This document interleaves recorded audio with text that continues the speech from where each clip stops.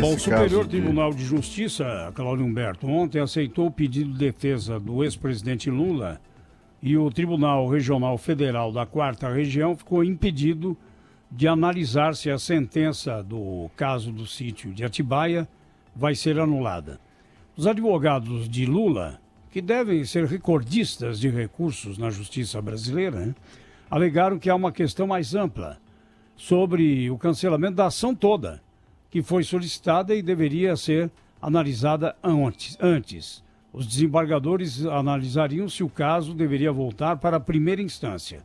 A defesa pediu que o ex-presidente fosse ouvido por último, mas os réus delatores apresentaram as alegações finais ao mesmo tempo. E, recentemente, o Supremo Tribunal Federal decidiu, e parece ter sido, nesse caso concreto, nesse casuísmo, que os réus delatados devem entregar sua defesa depois da manifestação dos delatores, uma orientação que não havia antes da sentença do juiz Sérgio Moro. Inventaram essa regra, né? Mas o fato é que o que é uma queda de braço aí, né? O Ministério Público não quer desperdiçar todo o trabalho de investigação que comprovou o envolvimento do ex-presidente, as acusações, as suspeitas de que o ex-presidente, de fato, recebeu não apenas o sítio de Atibaia, como também as reformas que nele foram feitas a título de propina. Eu conversei com o ministro do Superior Tribunal de Justiça e ele comentando sobre isso, ele dizendo que se no caso do triplex do Guarujá as provas são abundantes, mas grande parte delas são provas que ele chama de indiciárias, no caso do sítio de Atibaia, ao contrário, as provas são materiais. As provas não deixam dúvida com relação à culpa do acusado Luiz Inácio Lula da Silva. É por isso que, de um lado, o Ministério Público quer preservar a investigação que comprovou isso, portanto, sem anular todo o processo, e é claro que a defesa do ex-presidente quer anular tudo, quer anular toda a investigação, tudo mais, e eventualmente até, não é nem retomar do zero, jogar no lixo, né? E vamos ver, é exatamente sobre isso que o Tribunal Regional Federal da 4ª Região deliberaria hoje, e isso foi suspenso por decisão de um ministro do STJ. O ministro do Supremo, Gilmar Mendes, deu uma entrevista ao El País defendendo o fim da Operação Lava Jato.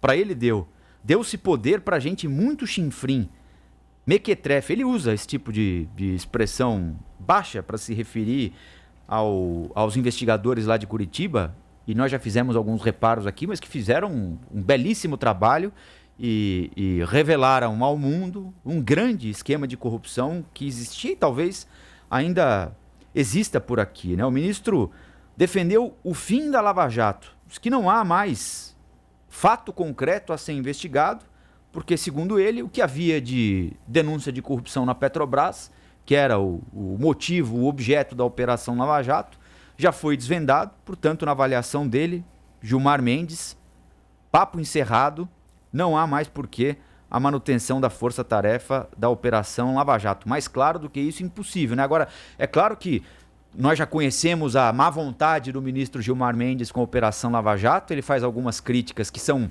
duras, algumas justas, outras injustas, algumas com um cunho absolutamente pessoal. Agora, eu sempre fico tentando entender na entrelinha se essas críticas que ele faz, e se esse desejo dele de que a Operação Lava Jato se encerre de uma vez por todas, se essa manifestação tem algum reflexo na votação na segunda turma, quando ele vai avaliar a suspeição do juiz Sérgio Moro, naquele pedido feito pela defesa do ex-presidente Lula. É difícil, com certeza, em tese são coisas diferentes, dúvida. Mas é difícil dissociar uma coisa da outra, né? Claro, eu não tenho a mínima dúvida disso. É uma guerra de egos. Começou assim. Exatamente. Sobre esse caso aí de Atibaia, né, essa decisão do STJ aí é uma decisão nova, importante, porque o que havia ali era um recurso da defesa do ex-presidente Lula sobre a condenação. E aí, a partir do momento em que o Supremo apresentou o entendimento sobre a ordem da entrega das alegações finais, a defesa colocou ali uma folha a mais nesse recurso. E aí o que o Tribunal Regional Federal lá da 4ª Região queria fazer era analisar só essa parte do recurso sem analisar o restante, né? E isso estava marcado para hoje.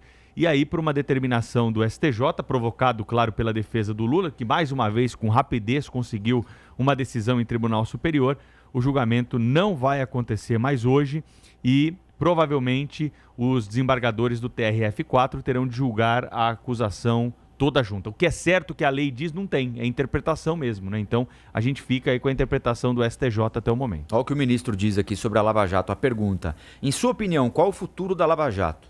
Eu não sei se ainda é necessária. Ainda tem corrupção na Petrobras? Quais são os casos? O que remanesce? Porque tenho a impressão de que a força-tarefa é medida excepcional para situação excepcional. No mais, tem que funcionar com a rotina, com o número de procuradores e procuradoria normal, atividade normal, juiz normal, que não estabeleça relação promíscua com os membros. Isso é importante, hein? O juiz é um órgão de controle, ele não é agente de investigação.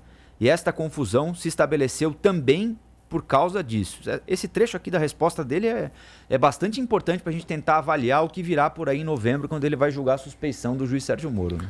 Mas é só para lembrar que a Lava Jato continua, inclusive com coisas novas, né? A gente viu na semana passada uma nova operação da Lava Jato, de número 67, né, da Lava Jato, envolvendo velhas figuras, mas novos crimes que foram descobertos e revelados, inclusive com a ajuda da justiça italiana, da justiça da Suíça, e com base em confissões e delações de figuras conhecidas, etc. Inclusive gente mas já na maioria dos pena. casos são variações sobre o mesmo tema, né, Cláudio?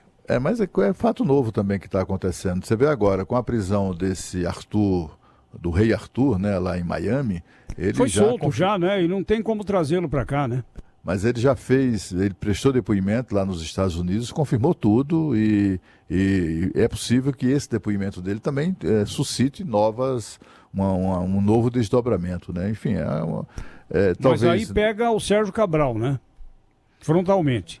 Ah, claro, ele era o grande operador do Sérgio Cabral, do esquema de roubalheira lá do ex-governador do Rio de Janeiro.